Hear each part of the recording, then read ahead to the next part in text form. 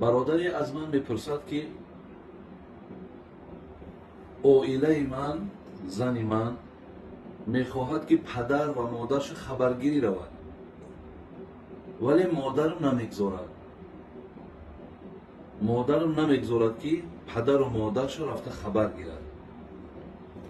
آیا در همین حالت من چیکار کنم؟ برادرای خیلی عزیز و گرامی، از همین فلاکتی بگیم یا هلاکتی یا از همین شومی طلاق بسیار باور کنید مانده هم شدیم، خسته هم شدیم. همین کارها سببگاری بگیم ویران شدن زندگی ها می شود. مصلحت ما بر هر یک مادر، مصلحت ما بر هر یک شوهر همینه که وقتی که اویله های شما میخواهند که مادراشون رفته خبرگیری کنند، در این صورت یگان مانگی یا یگان سبب پیش نیارید.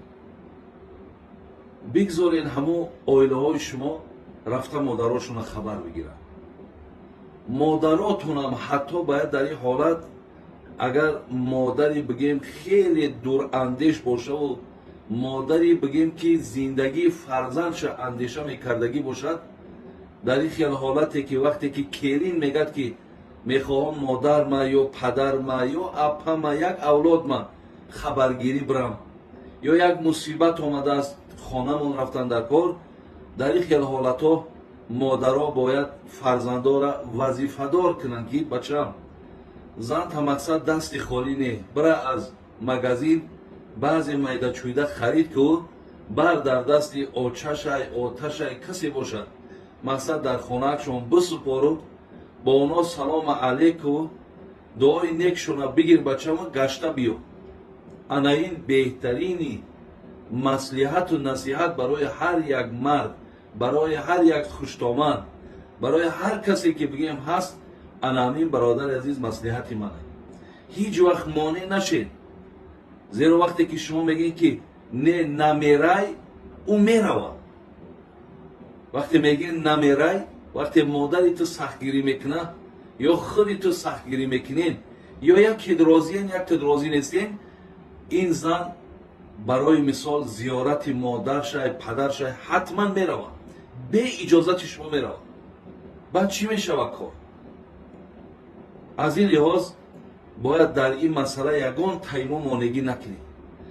بین این بیچاره نمیگه که من بازار تماشا میرم، این نمیگه که من یگان آشخانه مقصد نان آبخوری میرم، این نمیگه که مقصد من در کوچه ها یک برآمده تماشا کنم، مقصد در درون خانه دلگیر شدم.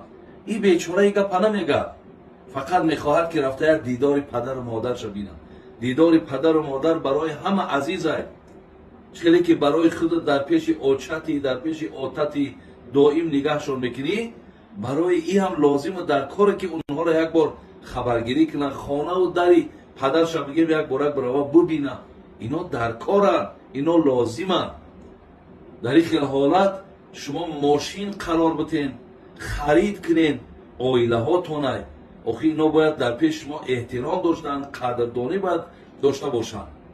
گرفته برده مثال با یک آبرو بگیم پیش همون نزدیکاش را برسانه، با پناه به خدا کن همون روزات معین که یک هفته 10 روزه 3 روزه بگذارش گشته بیو. انشاءالله در این حالت زندگیتون باور کنین مثل همون شیر و شکر می شود. چقدر زندگی با فهم می شود، چقدر بگیم برکت خیر در زندگیتون می شود. هیچ وقت مانع نشین در رفتن زناتون. مثلا که هر یک کدام ما برادرای عزیز وظیفه داریم که وقتی همین زنا در درون خانه، ببین خیلی آدم دلگیر میشه، همین خودت یک روز در خانه بیست ببین چه احوال میشه. وقتی دلگیر میشه حد یقل در 3 روز در یک هفته یک بارک اویلتا کودکاتا بگیر برای یک جای بشینین، یک جای سرجمع صدها جای نشست شرایط خوب امروز فراهم شدگی بشینین، او نان بخورین، صحبت کنین، با خیسته مقصد به یک وقتی خوش بیین. انا اینا میگن زندگی و انا اینا میگن معنای زندگی و انا اینا میگن احترام زن شوهر. худои меҳрубон ҳамаакта нигаҳбон бошад. аллоҳ ҳифзтон кунад.